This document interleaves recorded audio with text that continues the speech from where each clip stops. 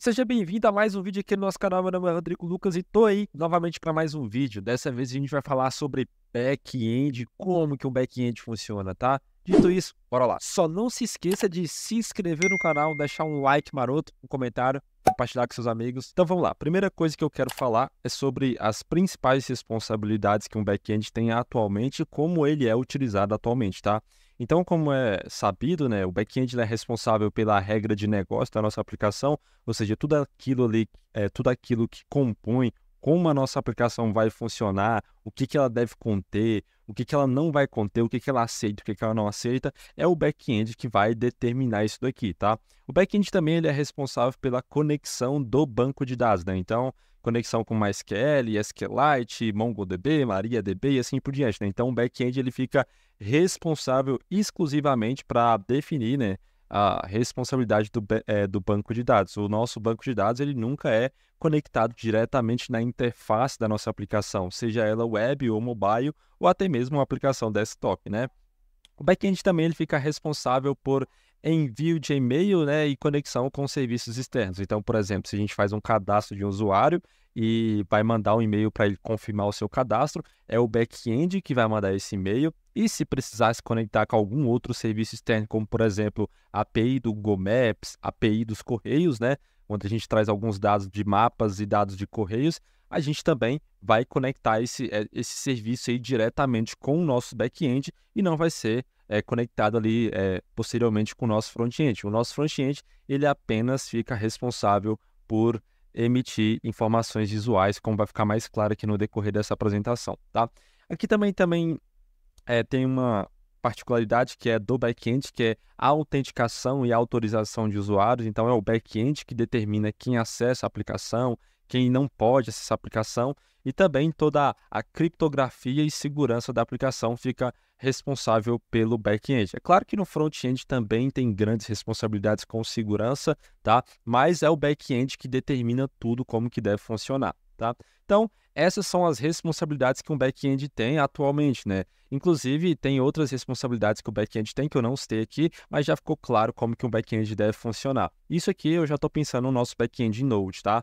Aqui também eu vou falar um pouquinho de como que é que o back-end ele funcionava antigamente, tá? Antes aí de surgir o Node, antes de surgir esses framework com o conceito de API RESTful, antigamente a gente tinha um conceito chamado de MVC, que quem já trabalhou com Java aí já deve perceber que é o Model View Controller, né? Onde o model era o modelo, né? Tipo a representação da tabela no banco de dados. A view seria a parte visual da nossa aplicação e o controller é o controlador da nossa aplicação, né? Então, isso daí se manteve por muito tempo, desde 2010, desde os anos 2000, que foi onde a internet foi introduzida aqui no Brasil, até 2010, essa arquitetura era muito utilizada, né? Inclusive, até hoje ela é utilizada, tá? Não está errado você usar ela, só que ela possui algumas limitações e já falo para vocês, tá?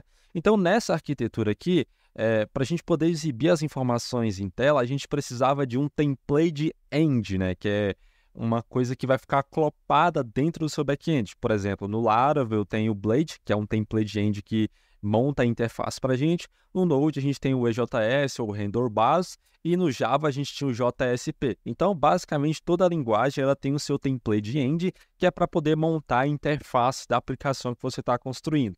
Então, por exemplo, quando você estava acessando alguma aplicação e você queria, por exemplo, buscar a listagem de usuários, então, basicamente, você vai no seu navegador, vai no nome do site e vai colocar /users, né? E ali vai trazer a listagem de usuários.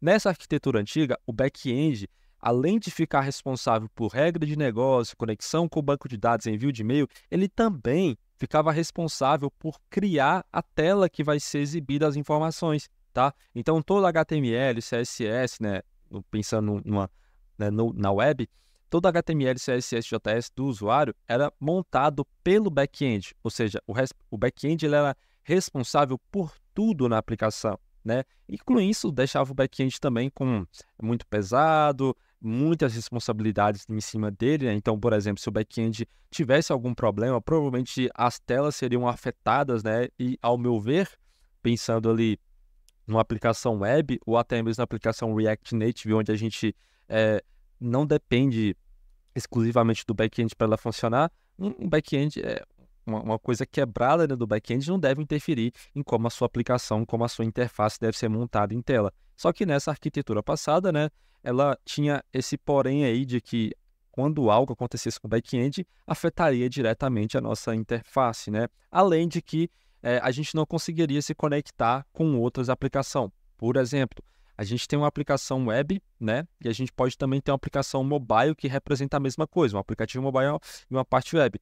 Quando eu tenho essa arquitetura de MVC, onde o back-end fica responsável por tudo, a gente não consegue conectar a nossa aplicação com outro serviço, porque a gente vai ter que criar uma outra aplicação para poder servir a mesma coisa, né? Porque a gente não vai conseguir conectar. Agora, com a nova forma da gente poder fazer isso, que é o conceito de API RESTful, né?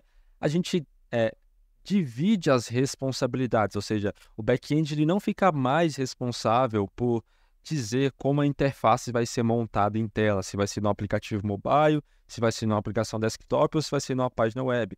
O back-end ele fica responsável apenas, né, por essas informações que eu mencionei aqui, tá? E aqui a gente surge o conceito de REST, onde o back-end ele vai retornar dados para a gente em formato de JSON. JSON ele é um objeto simples de chave e valor, ou seja, o back-end ele vai mandar para mim um JSON, eu pego essas informações de chave e valor e trato na minha interface, seja ela qual for. Pode ser em React, JS para web, onde eu pego essas informações e transformo elas em HTML e CSS, ou seja, o meu back-end não está dizendo mais como eu devo montar a interface, e sim a biblioteca front-end, que no caso é o React.js, ou até mesmo com React Native para mobile, né? Então, eu pego esse JSON e posso trabalhar ele de variadas formas. E também posso tratar erros e não depender mais do back-end no caso de ocorrer algum erro. Por exemplo, o back-end para de funcionar, não necessariamente a minha interface, o meu aplicativo mobile, também tem que parar de funcionar. Eu posso simplesmente pegar a informação sabendo que o back-end não está mais funcionando, tratar essa informação no meu front-end e a partir dali eu posso mostrar uma mensagem para o usuário e falar, olha, a gente está com a falha interna e tal, volte para a tela inicial, a aplicação vai ficar sem funcionar por tal período, ou seja, a gente dividiu responsabilidades entre back-end e front-end, e esse é exatamente o motivo pelo qual a gente está utilizando o React Native, que tem essa integração bacana com o back-end em formato de JSON. Mas a gente poderia também estar utilizando o Flutter, que também é uma aplicação, é um framework para poder construir aplicações mobiles, tá? Então, agora que a gente já entendeu o porquê que o back-end está sendo construído dessa forma, agora a gente vai falar um pouquinho sobre o React e para que ele serve, tá?